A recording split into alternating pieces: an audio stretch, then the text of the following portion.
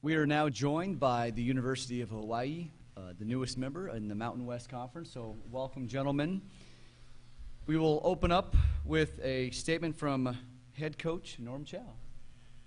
Well, first of all, we're awfully glad and proud to be here, to be a part of the Mountain West.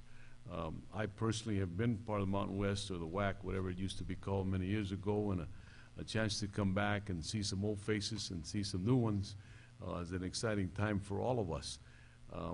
We're especially proud of the two young guys that we brought with us, Mike Edwards and Pai Falamalu, two of the real leaders on our football team and who we have very high expectations of.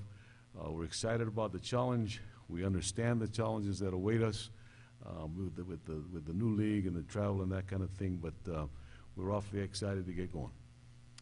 Thank you, Coach. And as Coach Chow mentioned, we have cornerback Mike Edwards with us and defensive lineman Pai Falamalu. We'll now open it up for questions from the media. Brian Murphy with the Idaho Statesman. Coach, I've heard you've installed some unique discipline methods at Hawaii. Can you elaborate on some of the things you've done for guys that maybe have been late to class or late to practice, and maybe if one of the players wanted to chime in on how the tone has changed there at the University of Hawaii? Well, you know, I'll let them address that as well, but I don't know if they're unique. I think discipline is an important part of college football.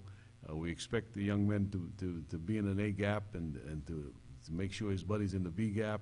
I think it all has a hand in the discipline that goes on off the field as well. And I think young people want to do well. I think young people are trying to be the best they can be, and with our help, if they decide that they're not going to do that, we're trying to make it work. As far as the uniqueness, I'll let these guys tell you about that. Go ahead, Pai. Well, I personally wouldn't know about any of those because I'm not late to class. I do my stuff off the field, so I wouldn't know too much about that. But I hear it's pretty funny. Some of the guys that get disciplined. Mike, anything on your end? Mike's been on there. Yeah. So when the coaches first got there, you know, they made a definitely impact about discipline and how serious things was going to be, you know, even the smallest things, you know, because I had a problem with, you know, not all fully cooperating like maybe in study hall or something like that, where as I'm just going through my notes and still have my headphones on and stuff, where as, you know, Coach Chow just wants to implement around there, like everything counts, you know, everybody's got to put in the work, and everybody's got to be accountable for things on and off the field for us to be successful on the field. So it all plays hand in hand together. It's not hard, you know. Everybody wants to do the right things. Everybody wants to do good. It's just the people who have the will to do it. You have to get it done, and it's definitely made an impact on us as a program, and you can see the changes around already. Mike Brohard from the Loveland Reporter Herald. Norm, how many different opportunities do you have to be a head coach prior to this, and why Hawaii? Why now? Well, I've been very fortunate in my career. I've had several opportunities to become a head coach. You know, it's difficult. What people don't understand, you know, when you have a staff of 9 assistants and only one gets to be chosen as the head coach, being a head coach is a very competitive situation. We were blessed and had a couple of opportunities. Didn't feel like it was the right time. I wanted to experience some other things. I had a chance to coach in the NFL, had a chance to coach with, you know, in the Pac-12. Hawaii is home. I was born and raised there, about 5 minutes from the university. I did not go to school there, but, you know, I'm older. I've been around a little bit, and I just thought that this was the right opportunity, maybe a chance to work with young people like this, like these two and others, that it was just time. I mean, you know, the coaching profession is tough now, and timing is never right. So we're hoping that maybe we can give back a little bit to the university and to the state of Hawaii and produce a football team, put a product on the field on a Saturday afternoon that we can all be very, very proud of. Robert Gagliardi, the Wyoming Tribune Eagle. Norm, you know, like you mentioned, being a head coach, but now what's been the biggest difference of being the main guy now as opposed to being the coordinator and working with just some, you know, maybe specific things? What's been the biggest challenge there? It's been huge. It's been huge, my friend. My wife called me one day, asked me what I was doing, and I looked down and I was signing requisitions for paper to add to the paper machine, the copy machine. And thought, what in the world am I doing, you know? But there's so many different facets of the job. I think head coaches, certainly those especially that have been around, the Chris Alts and all that have been around for so long, people have to really admire the work that they do because there's so many different things that need to be juggled, and everyone's after some of your time. But it's exciting, like I said, and it's not about coaching. It really isn't about us. It's about these young people and how excited we are because of the young men that we have in our program. That's the fun part, and that's the part that we're most excited about because it's like Urban Meyer. I remember reading once he said it's 5% scheme and 95%, and the rest of it is our young players buying in. And I think our players have bought in, and we're excited with the challenge that awaits us. Dave Southern, Idaho Press Tribune. Coach, can you talk about, kind of the offense you're going to be implementing at Hawaii and just maybe how much of a departure it might be from what we've seen for the better part of a decade there?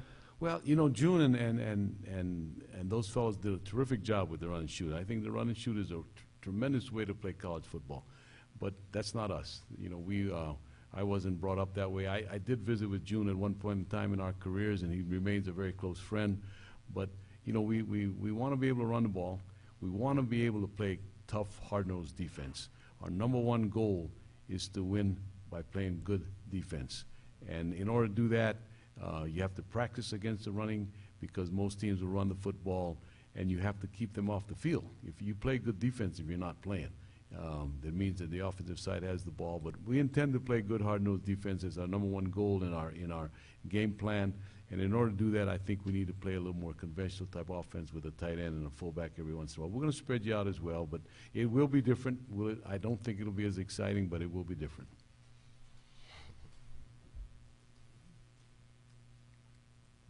Coach Mick McGrain from the Mount West. I wanted to ask, David Graves obviously is a guy who comes in with a couple of games under his belt, but you've also got a transfer coming in from Duke that you haven't seen yet. Where does that situation stand right now? Well, we do have a transfer from Duke.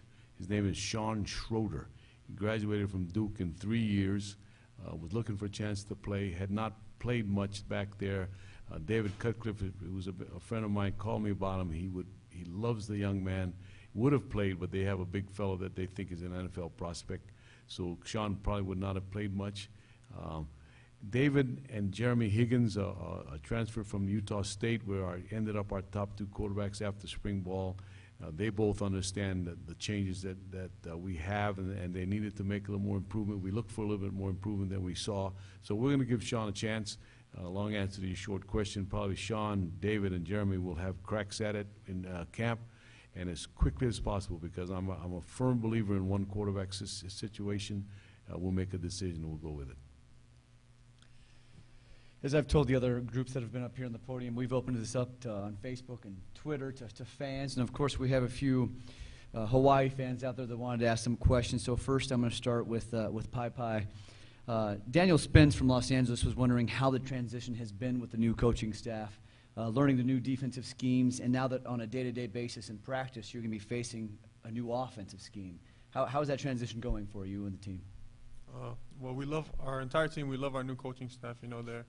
They're a good bunch, and we're really excited to have Coach Norm come back home and coach for Hawaii. And the new defense that we have, it's a lot better for the defensive guys. He made everything a lot simpler for us, and we can kind of just play our own game and attack the offense instead of having to sit back and kind of, like the years before, we'd kind of go off of what they did and kind of try to adjust our defense. This year we're going to try to be more proactive and just be aggressive and attack the opposing teams. And I'm a strong believer in our coaches right now. The tempo that they bring to practice and the attitude and just everything about them is wonderful.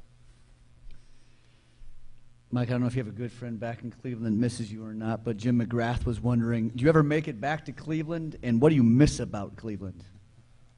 Yeah, I make it back to Cleveland kind of often to get some training in and work out and stuff, but that's probably the only thing I miss about Cleveland. Perfect. I'm not sure Jim will like that answer, but Coach Chow, we have one for you as well. James Dixon from Honolulu wanted you to talk, and you've addressed it a little bit today about being a first-time head coach and the changes you've gone through. Does it make it any easier coming into a league where you're so familiar with a lot of the institutions? You know, not really, because the personnel changes. I think I know some of the coaches.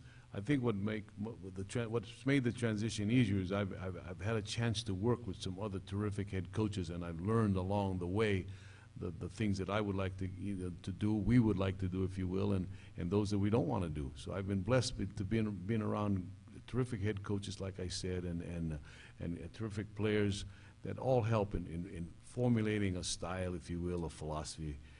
So that part's been fun. But as far as the league, give us a week or two and we can get some looks at some guys on tape, and we'll know better where we stand amongst the others. Any other questions for Coach Chow or the student athletes?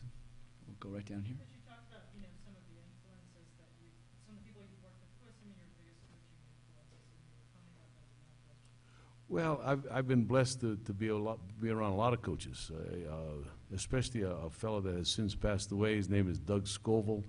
I started coaching at BYU. He was the offensive coordinator, and we hit it off. I was actually the receiver coach, and he was the quarterback coach. He really was the quarterback/receiver coach. I was just a guy that got him his coffee when he needed it.